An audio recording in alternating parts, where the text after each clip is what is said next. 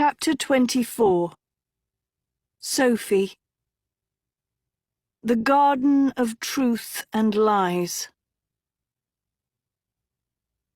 Sophie watched the towers of the castle loom closer as her carriage trundled through Camelot's village, the streets dappled with red and gold light. Kai posed like a statue in the seat next to her, spine stiff, jaw tight, eyes cold and fixed ahead.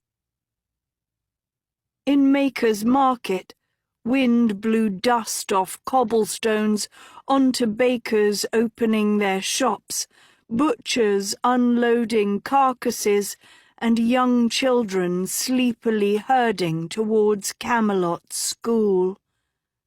Every shop seemed to have a gold lion painted in its window, while schoolchildren flashed lion pins on their lapels to two pirates in Camelot armour, checking for evidence of loyalty to the king.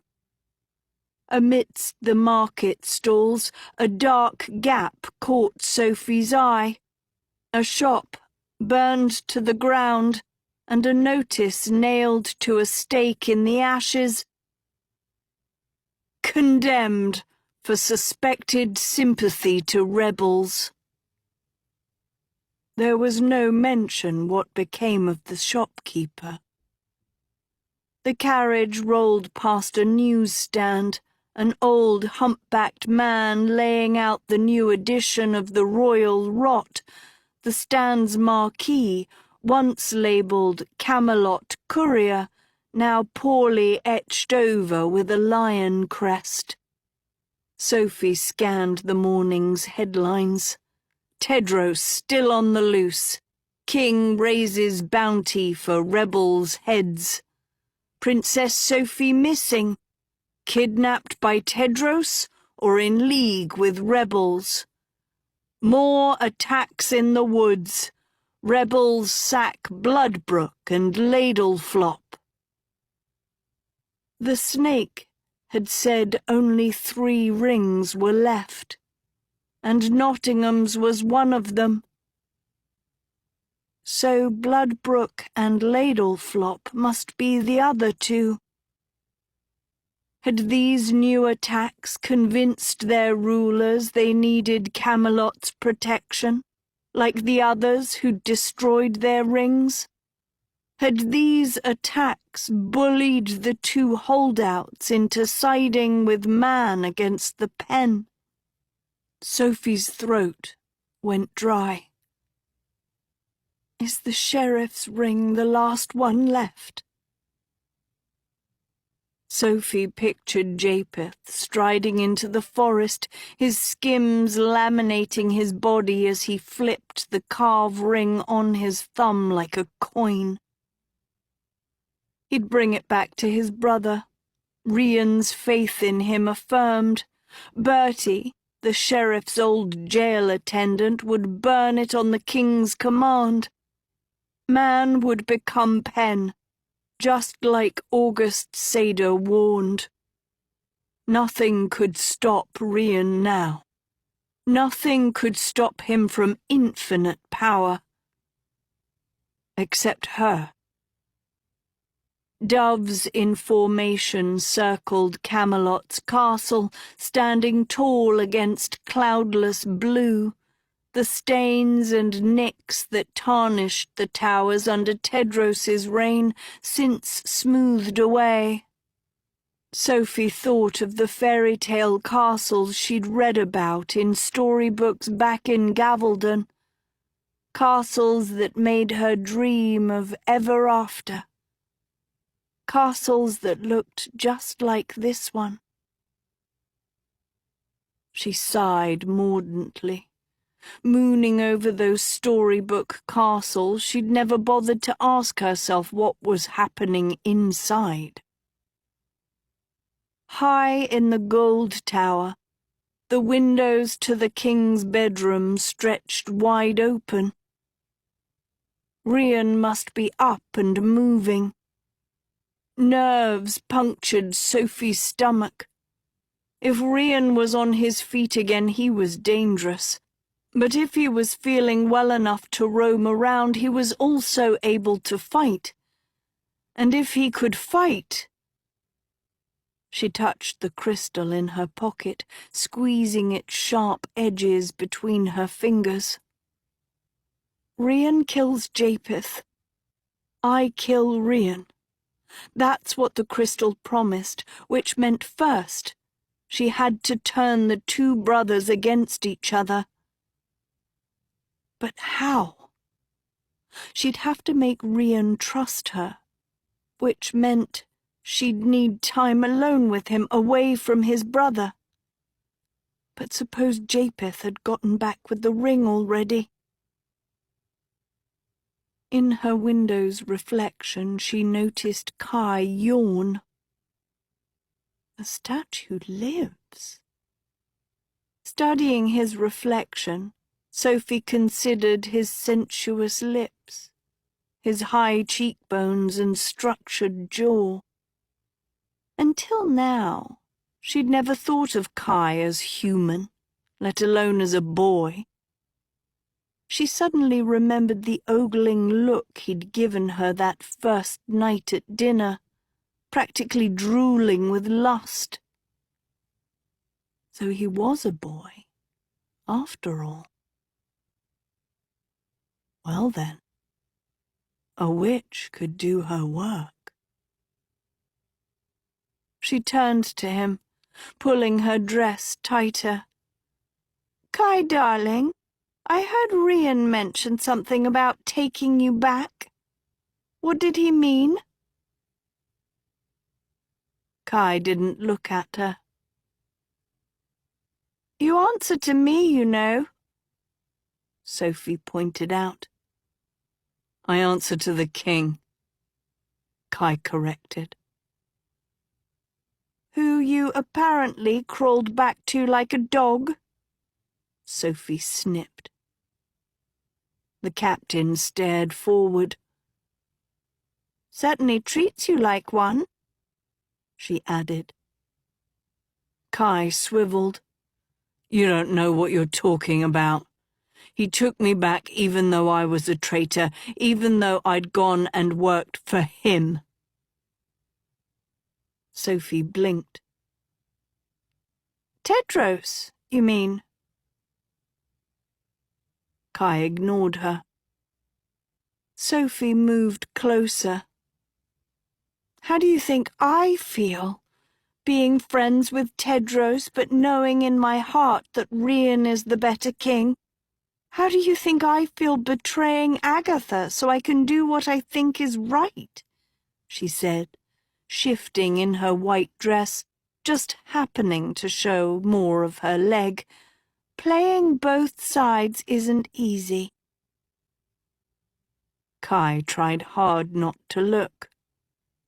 Maybe you're still playing both sides. I'm on Rhian's side, just like you, Sophie vowed, cozying in, her lavender scent drifting towards him. But Tedros and Agatha won't give up.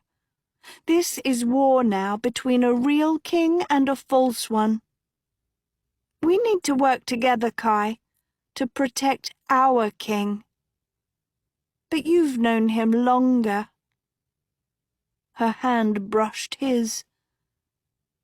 Which means I can only protect him if I understand him like you do.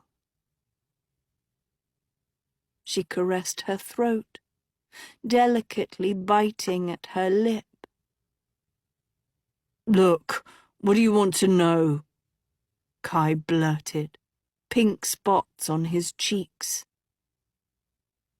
How did you meet Rhian? Sophie questioned. We were friends at school, best friends. And then you helped him become king, said Sophie, all business now. When did he tell you he was Arthur's son? Rhian told everyone when we were at school, Kai said, still piqued. No one believed him, not even his own brother. But I did. Even when Japheth and the others mocked me, I defended him, not just because I loved Rhian like a brother, or because I loved Camelot and fantasized about my best friend being its king, but because I hated the idea of Tedros as king. All of us in Arbed House did. We knew your fairy tale, and we knew Tedros was unfit to lead a horse, let alone a kingdom. But then the Everguard trials started. "And you chose to be in Tedros's guard," said Sophie. As much as I'd loved Rhian, I despised his brother. I wanted to be away from Japheth, Kai admitted. Plus, there was the lure of serving Arthur's kingdom, which I'd dreamed about since I was a boy. So I gave Tedros a chance. "No shame in that," said Sophie. "Yes, there is. When you betray your best friend, and when the king you choose turns out to be more of a coward than you thought. All Tedros had to do was stand up and fight Japheth's attack. Rhian never would have become the lion." "You knew Rhian's brother was behind the attacks?" Sophie asked. "I tried to tell Tedros when he was king," said Kai ruefully, "the one time he and I spoke. He needed to ride out and fight the snake, to kill him like Arthur would have, to be a leader. He would have become the lion instead. He would have stayed king, even with Excalibur trapped in that stone. The people would have stood by him. I would have stood by him. No one else would have gotten hurt. But he didn't listen." Kai shook his head. "That's when I knew I'd chosen the wrong king." She waited for him to go on, but his gaze went back out the window. "What about Rhian? Do you think he's a good king?" Sophie guided, trying to keep him talking. "Better than Tedros," said the captain, "but that's not what makes him good." "What do you mean?" Sophie asked. Kai turned, meeting her eyes. "He's loyal to people, despite their flaws, like his brother or me or you. Isn't loyalty a mark of good?" For a moment, Sophie actually believed him. "Except you don't just serve Rhian," she pointed out. "You serve the lion and the snake now. The snake who you wanted to be away from." "I don't serve the snake," Kai said, ice cool. "Psh! You rescued him from Nottingham's prison?" "Because Rhian ordered me to, and I'm loyal to Rhian. And because, as king, Rhian assures me he has his brother under his firm control. I have no loyalty to Japheth. We weren't friends at school. Rhian was barely friends with him at school. Japheth had his own best friend. A monster, if you ask me." "Arik," Sophie said out loud. Kai froze. "How do you—" She'd said too much. His eyes glassed over and his spine straightened. The rest of the ride was silent. As the carriage barreled through the gates, a team of 12 black-masked pirates were dismounting their horses in front of the stables and hosing the blood off their black suits, having returned from a night of attacks. One of the Mistral sisters lurked amongst them, handing out satchels of gold. Through the pirates' masks, they watched the carriage drive by, their cold, hollow eyes tracking Sophie like a fox let into the chicken coop. Rhian kills Japheth. I kill Rhian. Pirates kill me. Sophie shuddered. The carriage stopped in front of the castle doors. She followed the captain up the Blue Tower stairs, Evelyn Sader's white dress tingling at her skin again, as if fully aware of her murderous plot and warning her not to go through with it. Sophie bit down her fear and climbed faster. This time a dress wouldn't stop her. She trailed Kai across the catwalk towards the throne room with a view into the Blue Tower dining hall. Someone was at its table. Sophie bucked up, a forced smile on her face, anticipating her enemy. It wasn't Rhian. An old, filthy man slurped messily from plates of parsnip soup, salmon pie, roast chicken with applesauce, stuffed eggs, stewed yams, and butterscotch pudding. Another Mistral sister sat across the table. "Now, Bertie, if something were to befall the sheriff, highly unlikely, of course, that would turn Nottingham's ring over to you, and you'll burn that ring on the king's command, just as we discussed." "We discussed you freeing my brother from Bloodbrook jail," Bertie growled, fisting pudding into his mouth. "And a house for me mum." "Your mother will stay in Stink Swamp and your brother in jail until you burn the ring," the Mistral woman said curtly.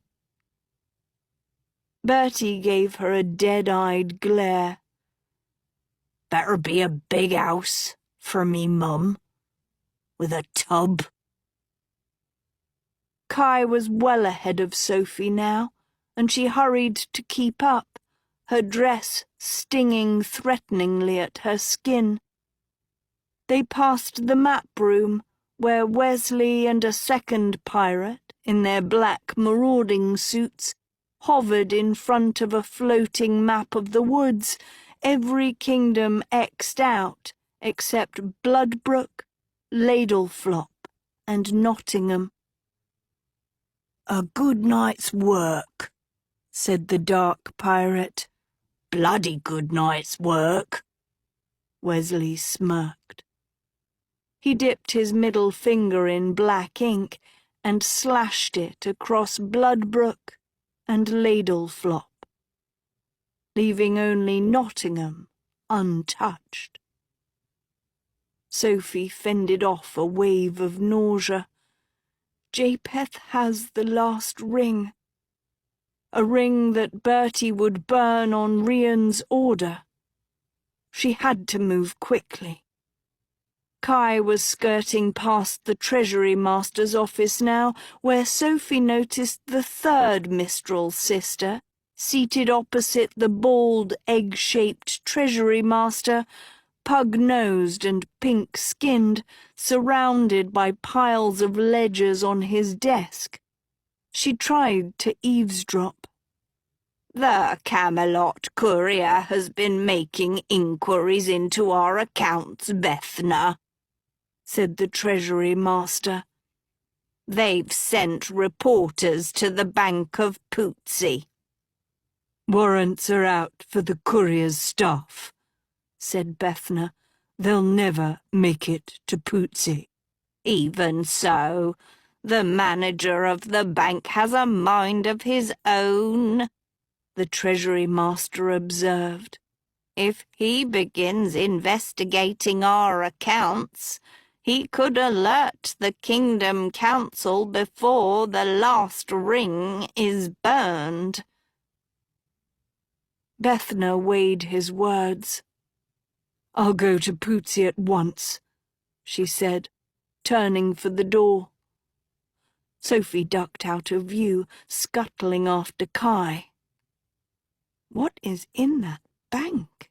She wondered. What are they hiding? But there was no more time to think, for Kai was already walking through the doors of the throne room. Sophie hesitated as she entered, dark shadows crisscrossing the long, vast hall. For a moment, it was so dark she couldn't see anything, the thick carpet rustling beneath her slippers. A ray of light cut through the shadows. Sophie looked up. A boy stood at the window, his back to her, a crown nestled in his coppery hair.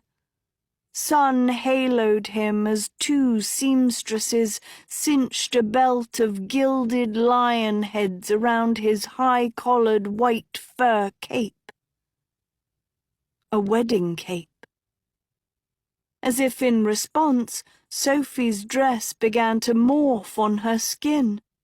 She flung up her arms in shock as the dress tightened around her ribs, the fabric hardening from lace to crepe and sealing her chest in a creamy boned bodice. The sleeves spouted wings and ruffled cuffs, while the hem unravelled to the floor, pooling behind her in a rich white train. Along the edges of the bodice, gold thread wove a pattern of lion heads matching the boy's belt. The back of Sophie's neck tickled as the collar extended up her nape, higher, higher, then pulled down over her face in diaphanous silk, like a hood or a mask or a veil. Sophie started shaking. A wedding dress. She was trapped in her own wedding dress. The boy turned from the window. Rhian smiled, his face battered and bruised. "Yes, Mother," he said, blue-green eyes twinkling. "I think that'll do nicely." "Your mother is inside the dress?" Sophie asked, morning dew dripping off a rosebush onto her white lace, restored to its prim, ruffled form. "A piece of her, perhaps," said Rhian, walking with her through the royal gardens. Clad in his blue and gold suit, he limped gingerly, Excalibur on his belt. In the sunlight, Sophie could see the mess of welts on his tan face and neck, still healing. As he bent to inspect a tulip, she glimpsed a scar at the top of his skull, jagged and faded. A scar from long ago.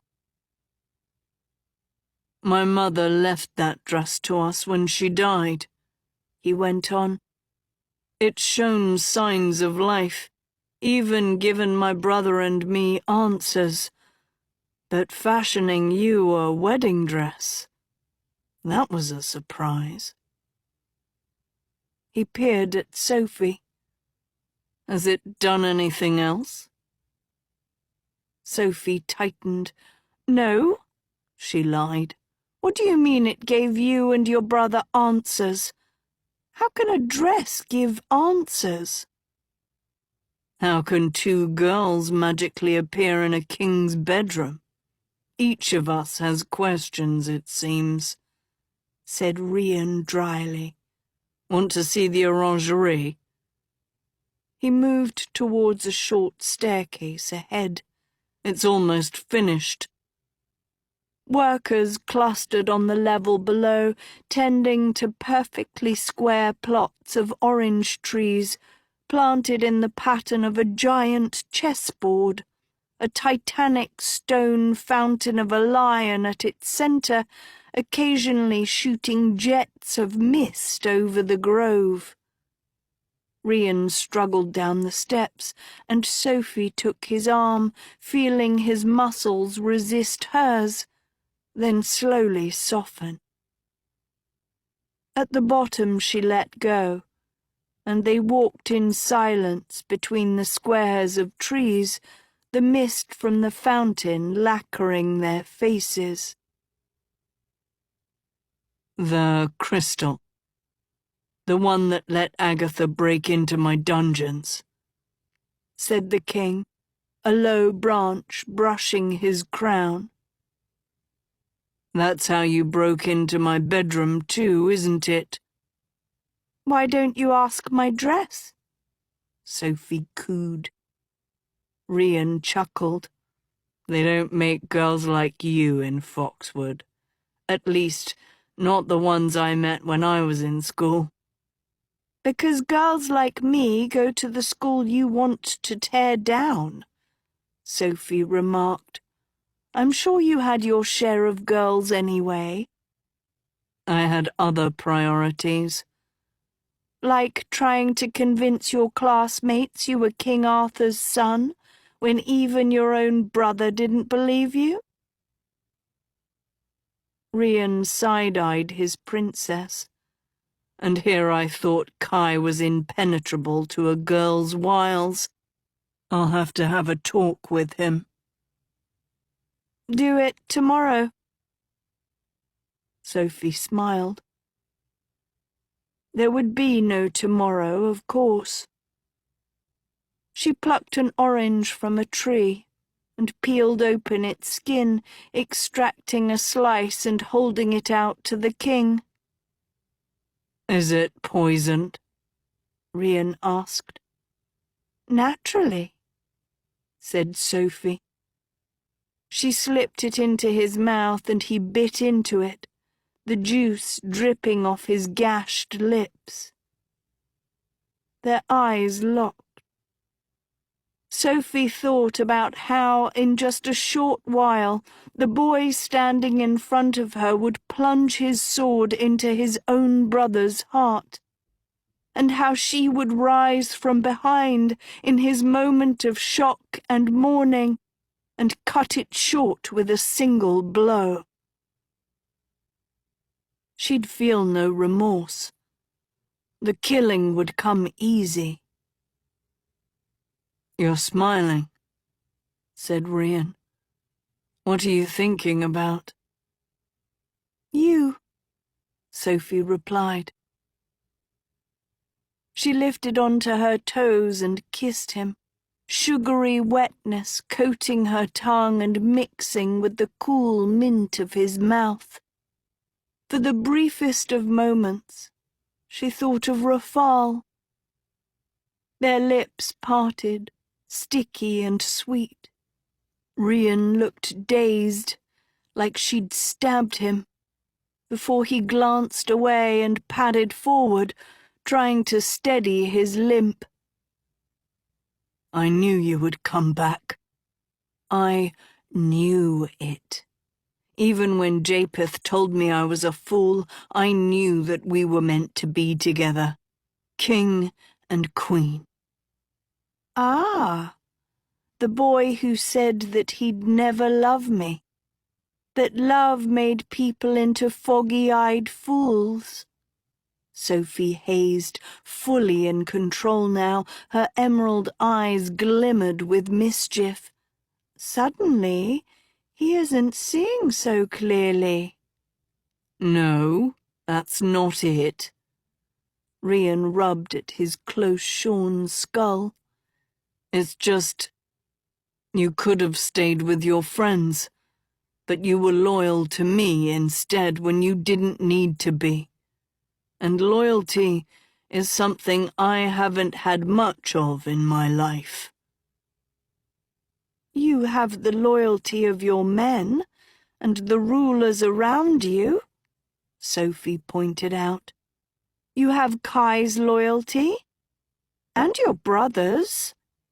All of them want something from me, my brother included, the king said, glancing at her. Maybe you want something too. Sophie twinged with guilt and almost laughed. Guilt for a monster. Oh, what do you think I want? She asked, playing with fire. Rhian stopped on the path. He studied her carefully. I think you want to make a difference in these woods. That's why you were unhappy as Dean. You said it yourself when we had dinner. You want a bigger life. It's why you were drawn to me when we met. He brushed aside a stray lock of her hair. Think about it this way. The pen put Tedros on the throne, and he couldn't keep these woods safe. If the pen can no longer be trusted to protect the woods, then it's up to a man to take its place. Not just any man. A king. The one true king. That's why you came back to me. Your friends will think it's because you're evil, of course, that you want to be a queen for the sake of a crown, but we both know the truth. It's not enough to be queen for you. You want to be a good queen, and you can only do that with me. Sophie frowned, thrown by his earnestness. She kept walking. I would be a good queen, that is true, but where's the proof you would be a good king? You don't believe in the pen, and yet the pen keeps the balance between good and evil. That's why the Storian has lasted all these years. If a king had the Storian's power, he would destroy that balance. You would destroy that balance. You would wipe out all those who rebel against you. You would rule with evil in a way the pen never would. Quite the opposite, in fact, said the king, trying to keep up with her. I would use the power of the pen to do good, to bring down that worthless school and reward ordinary people doing right in these woods. Just like Lion's Mane's messages tried to do before you hijacked them. Oh, please, those messages were filled with lies, Sophie argued, in the service of good. To raise people up, said Rhian. But Lion's Mane's messages are just the beginning. A good king protects his people. A good king protects the woods. What better way to protect the woods than to wipe out evil completely? Impossible, Sophie pooh-poohed, facing him. Evil has always existed. You could never wipe it out. I can and I will. Rhian stared at her, his eyes glazed and hot. Everything I've done in my life has been to get me here. I didn't get into your lofty school. I wasn't kidnapped from reality and dropped into a magic castle like you and your self-righteous friends. While you basked in the privileges of your school, bright young lords of the woods, I was with real people, in the real woods. And here's what I learned. The Storian isn't the keeper of balance. It isn't a peacemaker at all. The Storian thrives on the war between the two sides on pitting good and evil against the other and letting that war drag on for eternity. That's why my pen made a show of twisting the Storians' tales to prove that every one of its villains can be a hero and every hero a villain. And yet we cling to the pen's every word, reacting to each victory and loss as if it was our own, the balance swinging between good and evil, back and forth, while the real people of the woods are forgotten. Their lives left out of our storybooks, lost in the fog of a pointless war. The king's face softened.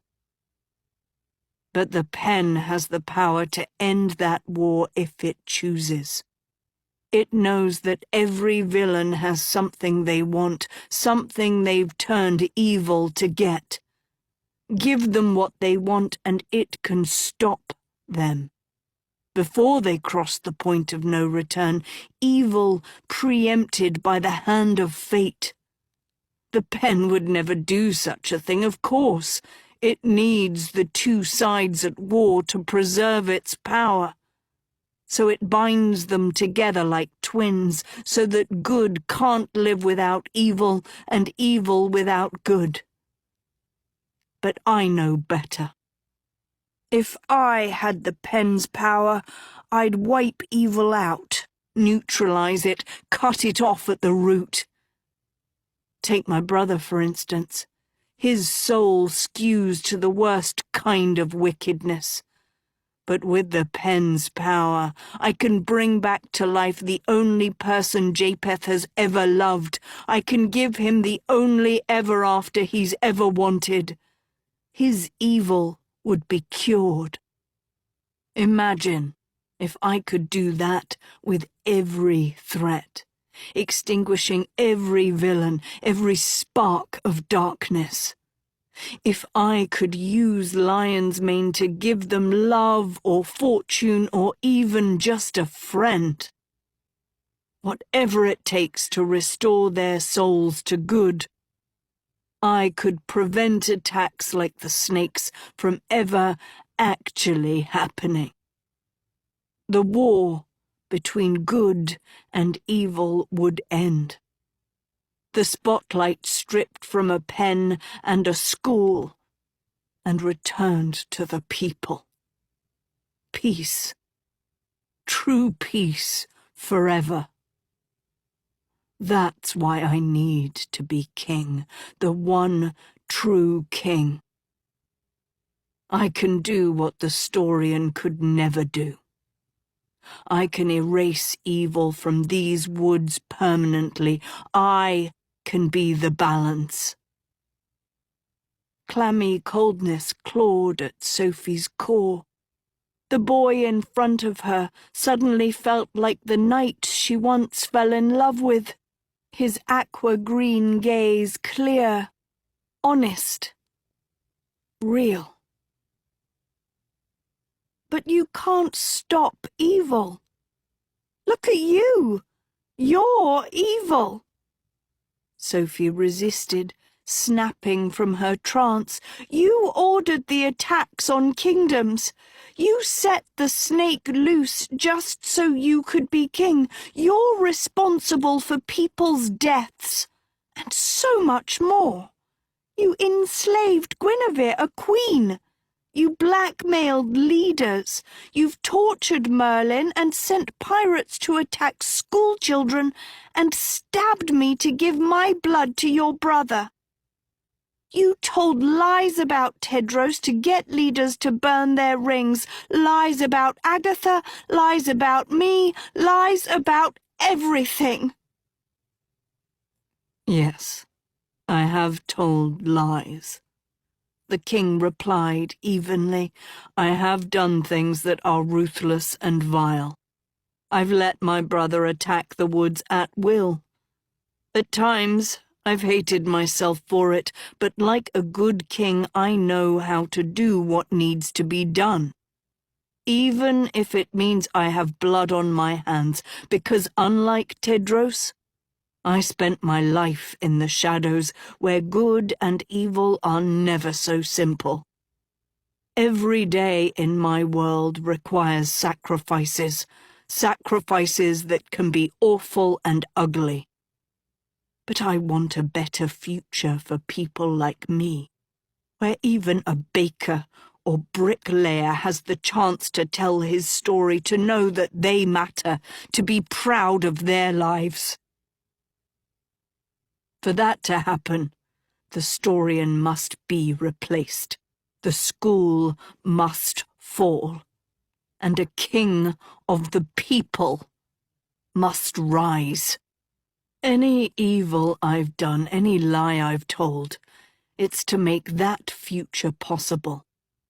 Because only I can lead these woods to a real peace, a real ever after, for everyone. Beyond the legacy of my father, beyond good and evil, I can save the woods from all evil forever. I can be the one true king, the immortal lion, cutting the head off every snake. Anything is worth that. Anything.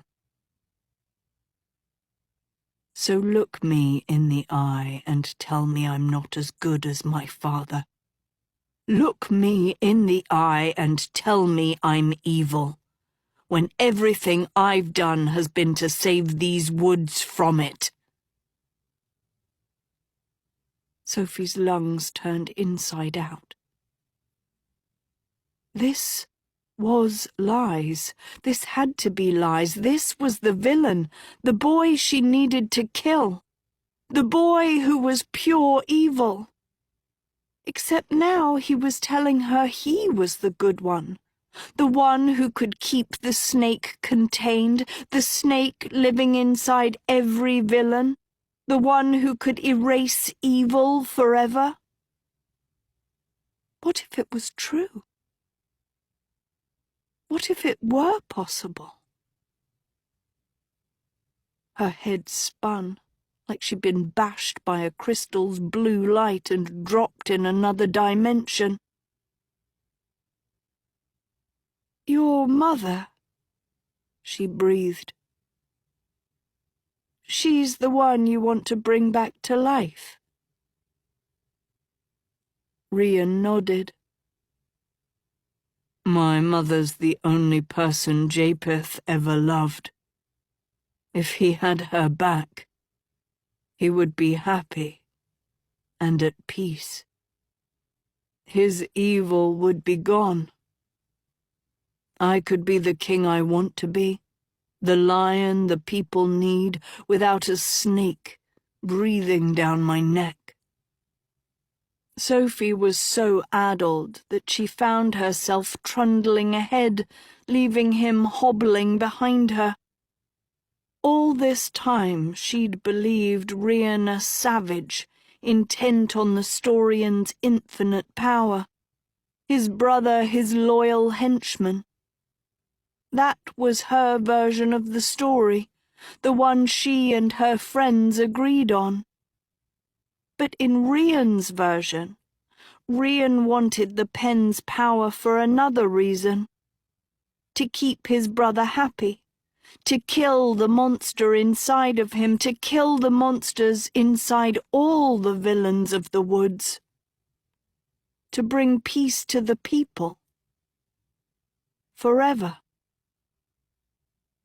Sophie pictured the eel-covered pen she'd first met in the snake's hands, changing the Storian's tales to make the heroes villains and the villains heroes, twisting known stories into something darker and untrue.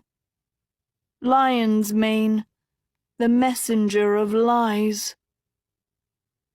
But when it came to Rhian's tale, had she become the messenger of lies? Had she failed to see the real story while clinging to a warped version of it? Impossible, she thought. And yet the way he'd looked at her, so pure-eyed and sure. "How did you escape?" he asked, appearing at her side again. His forehead shined with sweat. She hadn't realized how far she'd gotten ahead of him. "Escape what?" "Agatha and Tedros. You escaped them and their rebels. Where are they? Where are all of them?" Sophie blinked at him. "On the run, of course. That's how I got out in the chaos of moving between hideouts." Rhian searched her face. His knuckles twitched near Excalibur's hilt. Sophie's finger glowed strong behind her back. "Doesn't matter," the king groused, moving towards the last patch of trees. "Once my brother claims Nottingham's ring, their days are numbered." "I thought you said you were good," Sophie retorted, tailing him. "I am good," said Rhian. "My father's sword choosing me is the proof. Your friends are the ones who are evil. They deny the will of the people who want me as king.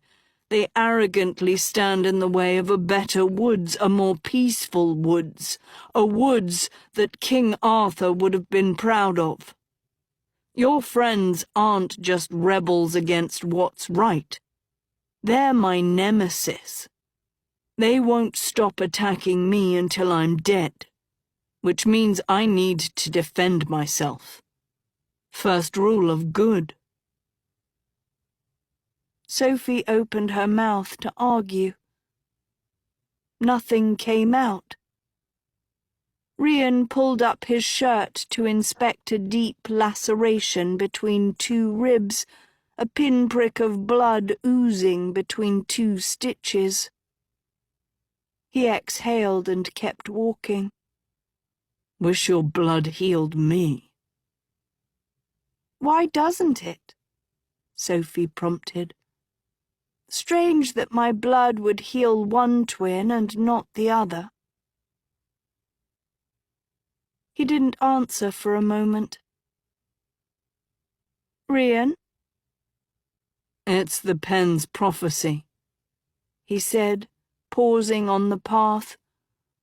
"Only with you as a wedded queen can the Storian's powers be claimed. One brother weds you and becomes the one true king. The second brother is restored by your blood. Sophie, the queen for one, Sophie, the healer for the other, you, the bond between brothers, each with an incentive to protect you." Like the Storian, Sophie thought. Kept by two brothers, each safeguarding it for their side. Something needled at her, something that didn't make sense. "One brother weds me and becomes king," Sophie said. "You meant when you wed me. You're the elder, you're the heir." Rhian cleared his throat. "Yes, obviously." Sophie walked ahead. "But which pen? You've spoken of this mystery pen again and again. The pen that supposedly told you all these things, which pen was it? The Storian or Lion's Mane? Which pen knew I would be your queen? Which pen knew I could heal your brother?" She looked back at Rhian, and to her surprise she saw him grinning. "Found a way to magically break into my room, found a way to get me a message under your friend's nose, and yet you still don't know why you're here? Maybe you're not as smart as I thought." If there was one thing Sophie despised, it was being called stupid. "Oh," she said cuttingly, "I know who your mother is. I know all about her. I know how you came to be born, do you?" Rhian snorted. "You don't know the slightest thing about my mother." Sophie gave him a cold stare, and suddenly, as if her thoughts were making it happen, her dress shape-shifted again. This time the lace ruffled tighter, tighter, pinching in at every corner, before the ruffles began to quiver in unison like 1,000 gossamer wings. The white wings flapped harder, a little head poking out between every pair as if about to take flight. A shot of colour appeared at Sophie's breast like a stab wound, which bled outwards, covering these tiny winged creatures in rich, brilliant blue. The dress on her body now transformed into a dress so familiar, a dress once worn by her enemy. A dress made out of butterflies. An army of them, blue as sapphires, rippled and flowed as she breathed in and out, their heads rising and falling with her heartbeat, as if the dress was no longer fighting her or binding her, but obeying her. Rhian's eyes went big, his skin as pale as his brother's. Then, in an instant, the butterflies vanished. The dress melted back to white lace. Sophie arched a brow at the king. "Oh, I know more than you think," she said.